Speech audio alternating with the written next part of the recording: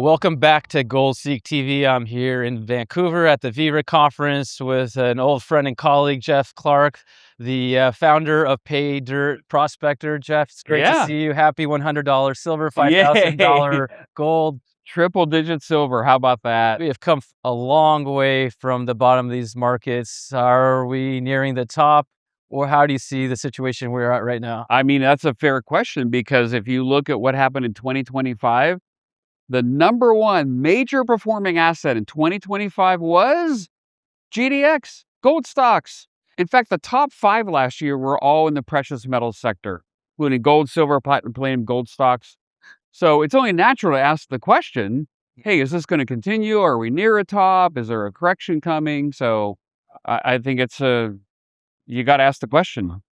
And there's a lot of things happening at once in the gold and silver sectors. There's a lot of energy and buying going on. We've never really seen this before. I mean, this is really historic.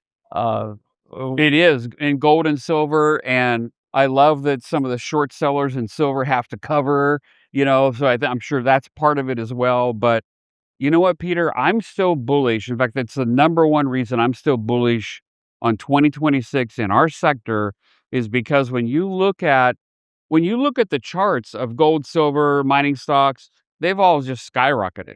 They've spiked big time. But relative to almost everything else out there, they haven't moved that much. The ratio of gold to the NASDAQ, for example, did you know the ratio of gold to the NASDAQ is lower now than it was in COVID and in 2016? Gold has barely moved relative to the NASDAQ. And you have the same thing with gold stocks. You look at the gold stocks ratio to gold itself, they're just trading in a range. They haven't done anything as a group.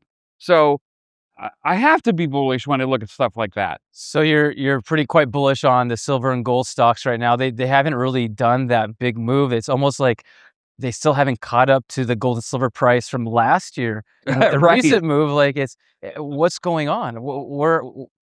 Are people It's hesitant? happened very fast with the move in gold and silver, and gold stocks have not kept up. Again, as a group, there are some wonderful exceptions, but as a group, they have not kept up. And you look at cash flow levels, you've probably looked at this, free cash flow levels versus the move in gold stocks.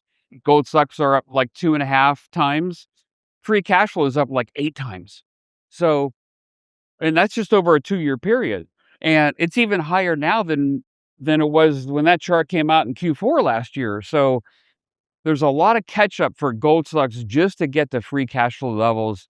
You combine that with the ratio analysis, and there's still an incredible amount of upside potential, in my opinion. So from the risk reward perspective, obviously there's always risks out there. The reward still is quite high for the gold and silver stocks at these. I think so. The risk is we're going to have a correction here at some point, right?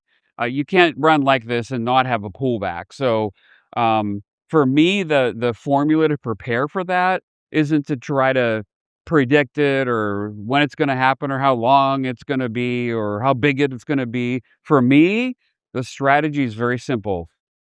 I have a boatload of cash. I have a lot of cash. So therefore, I'm still long. I'm still looking for opportunities. I haven't taken profits in a lot of stuff, but it's because I have a big stash of cash for the crash. So there you go. So you're prepared for any pullback opportunities. Exactly. And there always seems to be other opportunities in the sector coming to these conferences. I've noticed almost every year, I always find another deal or two. Are there more new companies being put together or new opportunities? What I've been forced to do to a large extent is because you've had stocks that have gone 5x and 10x in gold and silver. I'm looking a little further down the food chain, really earlier stage companies, even some private companies, some stuff that's brand new, maybe, a new company that's just coming out. So I'm forced to kind of look down there because I don't want to chase too much. I'm not going to buy something that's gone up 10x, so I'm looking a little further down the food chain for value. And there seems to be a lot of value. I mean, there's a lot of opportunities at these metal prices. The retail has been kind of missing for the Western retail buyers. Especially you notice from the bullion dealer side, they were selling net sellers last year until near the end of the year. So, Yeah. like, you looking around at the show now, you really see a lot of interest.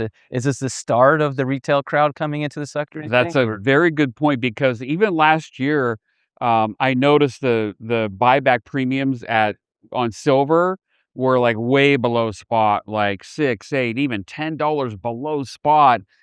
And now all of a sudden, here a few months later, that's kind of changing and shifting. Mhm. People are wanting to buy more because it's running away, and so those premiums are coming down. So that would be a hint that Western retail is kind of catching on. Finally, here looking past the Bitcoin headlines and the AI headlines and seeing that there's a sector here and that's producing incredible profits. The majors, the Yeah, miners, the juniors, exactly. the numbers are hard to deny. So I would imagine with the next quarterly results and so on, Wall Street and then the rest of the financial advisors and so on, they're going to have to stop ignoring this sector. That's a great point. I don't think they'll shift. There's going to be a lot of green on the screen for our sector, right? But I don't know if they'll shift until the Nasdaq and the Dow and the S&P and all of those start to go soft or go into a bear market or crash.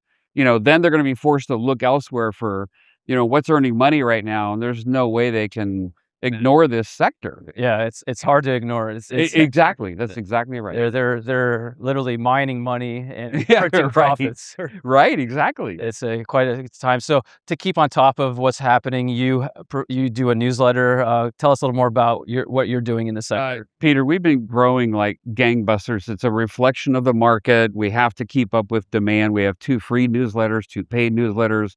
We just hired a marketing manager. I just hired a geologist. Peter and I both have books we're selling. Our other Peter Kraut.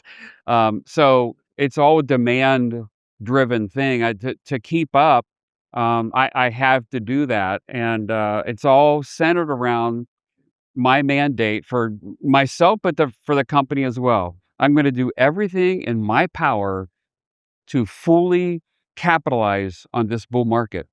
That's it in a nutshell, and that's why all the hiring recently. Awesome. It's great to see you doing so well. You stuck through the difficult times and Yeah, there you were some. learned through, as I have, how Yeah, we all. difficult this sector can be. So Yeah, really trying to take advantage of this it's a opportunity. bull market. You got to be long. You got to take advantage of while it's here because this is really what's happening now. Is kind of a once in a generation event. So. So to follow you more, or share your website and if It's thegoldadvisor.com. I'm also on Twitter at that same handle, LinkedIn at that same handle. So yeah, yeah. Great, Jeff, to see you in person and catch great. up. And yeah, I guess we'll see you more here on the show tomorrow. Yeah, absolutely. So We'll thanks, look Peter. forward I'm to glad following you you came online. too. Yeah, thank you, Jeff. All right, great. Thank you.